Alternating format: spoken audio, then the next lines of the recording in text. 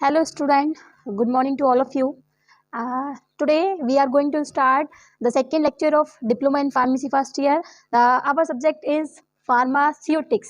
हाँ, आप लोगों को याद होगा पिछले लेक्चर में हम लोगों ने एक वीडियो ग्रुप में अपलोड की थी जिसमें आप लोगों को फार्मास्यूटिक्स फर्स्ट ईयर का जो फर्स्ट यूनिट का टाइटल्स है उससे रिलेटेड हमने कुछ डिस्कस किया था। इसके बाद now we come to the this unit, that is the pharmaceutics. Now we come to the second topic of this unit. So okay dear students, now we come to the topic pharmacy as a career. सबसे पहले हम लोगों को ये जानना होगा कि pharmacy जो है आप लोग क्यों कर रहे हैं, उसका क्या रीज़न है। तो देखिए, आप किसी भी कोर्स में अगर एडमिशन लेते हैं, बेसिकली क्योंकि हम लोग फार्मासिस्ट अपकमिंग फार्मासिस्ट की बात कर रहे हैं या आप लोगों ने अगर डी फार्मेसी में इनरोल किया है तो कहीं ना कहीं उसके जो मेन एम होगा, मेन ऑब्जेक्ट होगा वो होगा you are become in pharmacist in future. Okay, तो इसी को देखते हुए अगर हम बात करें कि फार्मेसी जो फील्ड है उसमें सबसे पहले हम कोर्सेज के बारे में देखेंगे कि कौन कौन से कोर्सेज हैं जो अवेलेबल होते हैं इन द फील्ड ऑफ फार्मेसी। अगर हम सबसे बिल्कुल बेसिक कोर्स की बात करें जिसमें आप लोग भी इन्वॉल्व हैं, yes that is a diploma in pharmacy, that is a D pharma. तो जो सबसे बेसिक कोर्स होता है फार्मेसी का वो होता है डी फार्मा यानी डिप्लोमा इन फार्मेसी। इसके बाद क्योंकि ये 2 साल का कोर्स होता है बेसिकली फर्स्ट ईयर में और सेकेंड ईयर में आप लोगों को कुछ सब्जेक्ट्स हैं जैसे फार्माकोलॉजी के बारे में आपको नॉलेज होना चाहिए, ह्यूमन एनाटॉमी और फिजियोलॉजी के बारे में आपको पता होना चाहिए जिसमें बॉडी का इंटरनल स्ट्रक्चर वगैरह और बॉडी का फिजियोलॉजी फंक्शंस वगैरह सबके बारे में डिस्कस किया जाता है। फार्माकोलॉजी जिसमें मेडिसिन से रिलेटेड नॉलेज मिलती है। फार्माकोग्नोसी जिसमें मॉडर्न टेक्निक्स पर बेस्ड केमिकल से रिलेटेड मेडिसिन के बारे में हम नॉलेज लेते हैं। इसके अलावा फार्मास्यूटिकल केमिस्ट्री जिसमें हम लोग रसायन का यूज़ करके यानी केमिकल्स का यूज़ करके हम किस तरीके से हम अपने जितनी भी ड्रग्स प्रिपरेशन करते हैं उसमें, क्योंकि बेसिकली आप जानते हैं केमिकल्स का ही यूज़ होता है, तो उसी केमिकल्स को ध्यान में रखते हुए हमें कितने अमाउंट में कौन सा केमिकल इन्वॉल्व करना है, उसकी कोटिंग कैसे रखनी है, ग्रेन्यूल्स कैसे रखना है, कैप्सुलेटेड फॉर्म में है कि टैबलेट फॉर्म में है, ये सारी चीज़ें हम डिस्पेंसरी में उसमें देखते हैं। इसके बाद अगर हम बात करें सेकंड कोर्स की जो होता है डिप्लोमा का upper level course, that is a B pharma यानी बैचलर इन फार्मेसी। ये जो कोर्स है ये 4 ईयर कोर्स होता है जो कि पूरा एक तरीके से बैचलर डिग्री होती है, जैसे कि बीएससी होती है या फिर बीटेक होती है, सेम इसी तरीके से in the field of pharmacy B pharma is a bachelor degree. अगर आप लोगों में से कोई भी बच्चा ड्रग इंस्पेक्टर ये बनने में इंटरेस्टेड है, डीआई बनना चाहता है, तो उसके लिए भी उसको सबसे पहले बैचलर इन फार्मेसी में एनरोल करना ही पड़ता है।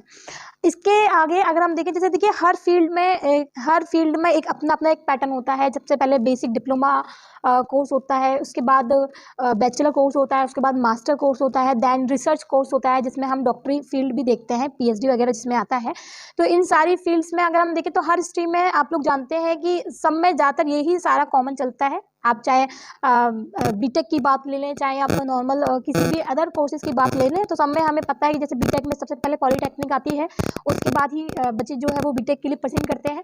सेम इस तरीके से ही हम यहाँ पे देख रहे हैं कि फार्मेसी में भी सबसे बेसिक जो कोर्स है वो होता है डी फार्मा। इसके बाद है B pharma, then M pharma. M pharma यानी master in pharmacy. Master in pharmacy के लिए भी आप लोग को पता है कि 2 ईयर का ही मास्टर कोर्स होता है बेसिकली। तो ये जो मास्टर इन फार्मेसी में अगर हम लोगों को मास्टर इन फार्मेसी करनी है तो उसके लिए हमें पहले बैचलर डिग्री होनी चाहिए हमारे पास। इसी को देखते हुए आगे अगर हम बात करें अदर कोर्सेज की, एमएस फार्मा। एमएस फार्मा जो होता है वो भी होता है master of science in pharmacy.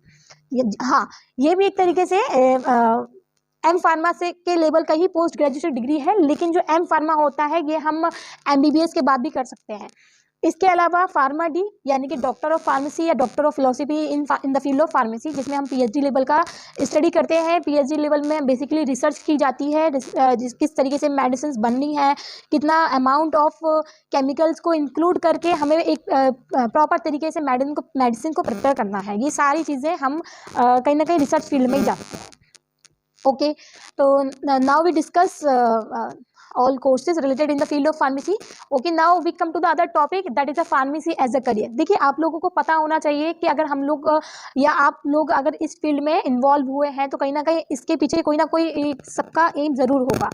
अगर आप में से कुछ स्टूडेंट्स ऑलरेडी अपना मेडिकल खोल कर भी बैठे हैं तो उनको भी कहीं ना कहीं रिक्वायरमेंट होगी डिग्री की या फिर रजिस्ट्रेशन की।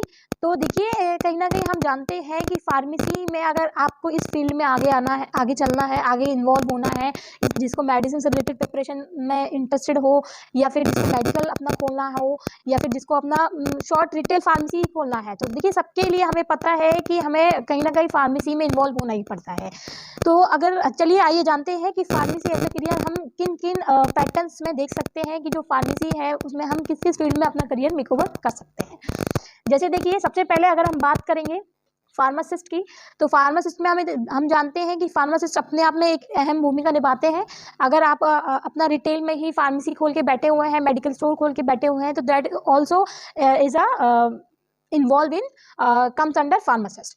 इसी तरीके से हम देख रहे हैं कि हॉस्पिटल फार्मासिस्ट भी होते हैं जो हॉस्पिटल मैनेजमेंट्स में, जैसे जितने भी हॉस्पिटल्स होते हैं तो वहाँ पे भी अपना खुद का एक मेडिकल स्टोर होता है, फार्मेसी होती है।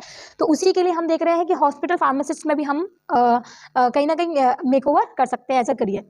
इसके बाद कम्युनिटी फार्मासिस्ट, इसके बाद क्लिनिकल फार्मासिस्ट। हाँ, क्लिनिकल फार्मासिस्ट में भी आप अपना करियर बना सकते हैं, जैसे कि आपका खुद का घर का कोई क्लिनिक हो और उसी क्लिनिक में आपने अपना मेडिकल स्टोर भी ओपन कर रखा है। इसी तरीके से अगर हम बात करें एकेडमिक लेक्चर्स की, तो देखिए एकेडमिक लेक्चर्स में भी हम जानते हैं, जैसे कि हम अभी क्लासेस ले रहे हैं, तो इसका मतलब कहीं ना कहीं हम भी फार्मेसी फील्ड से बिलोंग करते हैं और हम भी फार्मेसी से रिलेटेड है। Yes of course. तो इसी को देखते हुए हम यही कहेंगे कि एकेडमिक लेक्चर्स में भी आप जितने भी कॉलेजेस हैं, देखिए फार्मेसी में भी कई सारे कॉलेजेस ओपन हो चुके हैं, हर जगह फार्मेसी का भी स्कोप बढ़ता जा रहा है इन फ्यूचर को देखते हुए। जैसे कि अभी हम जानते हैं कि एकेडमिक लेक्चर्स में भी आप असिस्टेंट प्रोफेसर हैं, एसोसिएट प्रोफेसर हैं, सेंट प्रोफेसर्स हैं, इनकी पोस्ट पे आप अवेलेबल हो सकते हैं। इसी की तरह अगर हम आगे देखें इंडस्ट्रीज प्रोडक्शंस में, तो देखिए इंडस्ट्री प्रोडक्शंस में भी हम जानते हैं कि काफ़ी अहम रोल है फार्मासिस्ट का। जैसे अगर हम क्वालिटी कंट्रोल में जाना चाहते हैं, देखिए क्यूसी अपने आप में एक अहम डिपार्टमेंट है जिसमें हम quality control related to drugs का स्टडी करते हैं। अगर सपोज करिए कि आपने खुद से कोई ड्रग मेकओवर करी है, तो वो उसकी जो क्वालिटी है, उसमें जो केमिकल्स कॉन्स्टिट्यूएंट्स है वो एक्यूरेट अमाउंट में है भी या नहीं है। अल्टीमेटली इन सब का टेस्टिंग, क्योंकि देखिए मार्केट में कोई भी मेडिसिन है वो डायरेक्ट अप्लाई नहीं कर सकते हैं, जस्ट बिकॉज कि डायरेक्ट अप्लाई करने से कहीं ना कहीं वो इफेक्टिव है या नॉन इफेक्टिव है, उसके लिए हमें कहीं ना कहीं पहले उसका क्वालिटी टेस्ट करना होता है कि उसमें कितने परसेंट में किसी भी केमिकल का क्वांटिटी मिक्स है। तो ये सारे जो टेस्टिंग होते हैं वो हम क्यूसी के अंदर देखते हैं।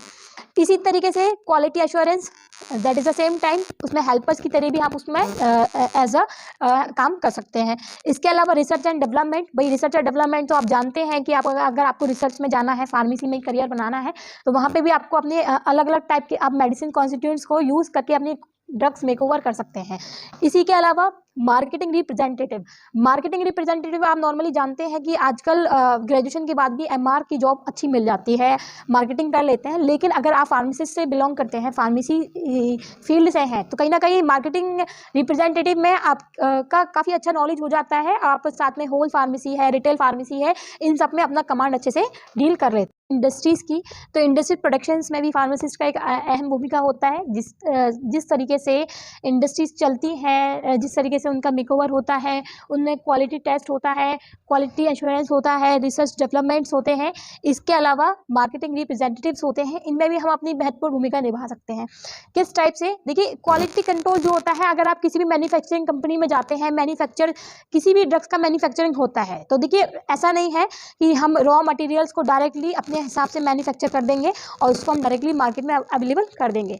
नहीं, इसके लिए देखिए कई सारी कंडीशंस होती हैं, कई सारे स्टेप्स होते हैं, उन स्टेप्स को फॉलो करने के बाद ही जो एक एक्यूरेट जो मेडिसिन होती है वो किसी ब्रांड के नाम से मार्केट में अवेलेबल होती है।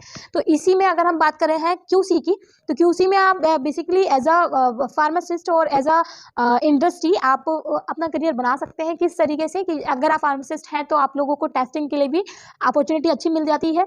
आप किसी भी फार्मास्यूटिकल कंपनी में जाएंगे, उसकी मैन्युफैक्चरिंग में सबसे पहले जो रॉ मटेरियल्स होते हैं उनका ड्रग्स मेकओवर किया जाता है। ड्रग्स प्रिपरेशन के साथ साथ फिर उनका क्वालिटी टेस्ट किया जाता है कि हमने जितने उस मेडिसिन को, पर्टिकुलर मेडिसिन को बनाने में जितने अमाउंट ऑफ ड्रग लिया है, that is a very accurate और नॉट एक्यूरेट। क्योंकि देखिए अगर कुछ परसेंट भी किसी भी केमिकल का अमाउंट बढ़ जाता है तो अल्टीमेटली दैट इज इफेक्टिव, और अगर किसी केमिकल का अमाउंट कुछ परसेंट अगर माइनस में भी हो रहा है तो that is also non effective. तो इसी को देखते हैं हम कहते हैं ना कि बहुत सी दवाइयाँ पहले इफेक्टिव होती थी लेकिन आज के समय में वो इफेक्टिव नहीं हो रही हैं, जस्ट बिकॉज कि उनके उस एटमॉस्फेयर में और आज के एटमॉस्फेयर में काफ़ी कुछ फ़र्क हो चुका है। ये आप लोग भी जानते हैं कि पहले के समय में और आज के समय में कितना कुछ फ़र्क है, और आगे आने वाले जो टाइम है वहाँ पे और भी ज़्यादा इन्वायरमेंट चेंजेस होगा, जलवायु बदलेगी, एटमॉस्फेरिक कंडीशंस चेंज होंगी, और इसी को देखते हुए जो मेडिसिन का प्रिपरेशन है उस प्रिपरेशन में जो केमिकल कॉन्स्टिट्यूएंट्स ऐड होते हैं उनका भी कहीं ना कहीं अपने आप में चेंज होना स्वाभाविक है। तो इसी को देखते हुए अगर हम रिसर्च और डेवलपमेंट की बात करें तो यही तो रिसर्च और यही डेवलपमेंट है कि जो भाई रिसर्च के जरिए तो पता चल रहा है कि पहले के एटमॉस्फेयर के थ्रू और पहले के कंडीशंस में जो मेडिसिन बनती थी वो आज के समय में कितनी इफेक्टिव और कितनी नॉन इफेक्टिव है।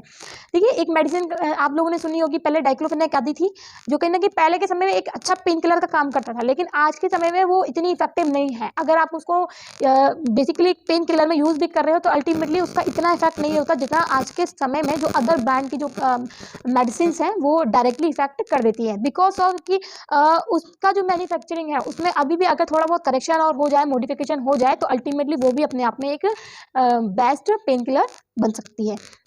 इसी तरीके से कई सारी मेडिसिन होती हैं जिसमें जो काफ़ी टाइम पहले इफेक्टिव थी लेकिन टाइम के अकॉर्डिंग वो धीरे धीरे नॉन इफेक्टिव में चेंज होती रहती हैं। तो उसके लिए भी हम क्या है रिसर्च और डेवलपमेंट में इन सारी चीज़ों को जान सकते हैं और उसके ऊपर काम कर सकते हैं। इसी के साथ साथ अगर हम मार्केटिंग रिप्रेजेंटेटिव की बात करें तो देखिए मार्केटिंग रिप्रेजेंटेटिव जो होता है वो MR बनने को कहते हैं। जैसे कि आप किसी भी ड्रग्स से रिलेटेड या किसी भी कंपनी से, मैन्युफैक्चरिंग कंपनी से डायरेक्टली आप फ्रेंचाइजी ले सकते हैं और उसकी मार्केटिंग कर सकते हैं। इसके अलावा आप डायरेक्ट कंपनी के एजेंट बन के किसी भी होलसेलर पे, किसी भी रिटेल पे जाके और कंपनी का मार्केटिंग कर सकते हैं, या हॉस्पिटल में, या क्योंकि आप जानते हैं कि ड्रग का जो कलेक्शन है वो कहीं ना कहीं हर जगह होता है, तो उस कलेक्शंस में आप जो मेडिकल रिप्रेजेंटेटिव होते हैं उनकी एक महत्वपूर्ण भूमिका होती है। इसी के बाद अगर हम अदर्स में बात करें, बायो इन्फॉर्मेटिक्स है, क्लिनिकल रिसर्च है, कोऑर्डिनेटर्स है, इसके अलावा फार्माकोविजिलेंस भी होता है।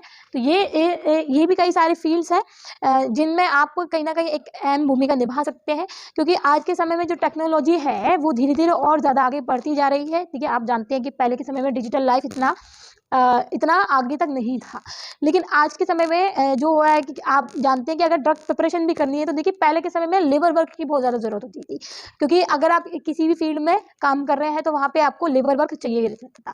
लेकिन आज के समय में कहीं ना कहीं हम देख रहे हैं कि टेक्नोलॉजी जितनी आगे बढ़ चुकी है तो यहाँ पे लेबर वर्क जो है वो कम होता जा रहा है, और हम एडवांस टेक्नोलॉजीज़ के थ्रू केवल किसी भी इंस्ट्रूमेंट्स के थ्रू ही हम काफ़ी कुछ जो है वो विदाउट लेबर वर्क के प्रोड्यूस कर सकते हैं।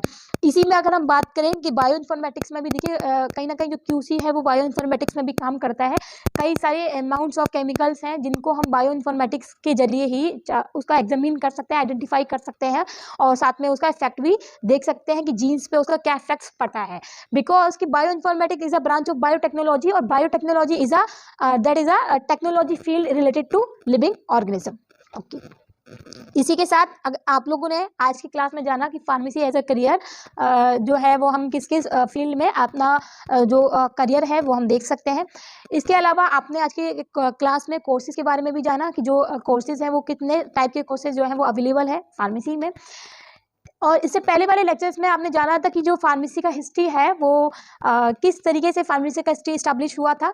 देखिए अगर क्वेश्चन आता है तो शॉर्ट क्वेश्चंस बन सकता है कि फुल फॉर्म पूछ सकते हैं क्वेश्चंस में, कि कोर्सेज के बारे में पूछ सकते हैं कि ये कोर्सेज होता है वो कितने ड्यूरेशन का होता है, इसका फुल फॉर्म क्या है। Pharmacy as a career short question में आ सकता है, ठीक है, कि what do you understand by pharmacy as a career. तो इसी के साथ आज के लेक्चर को करते हैं हम ओवर और मिलते हैं नेक्स्ट लेक्चर में। ओके।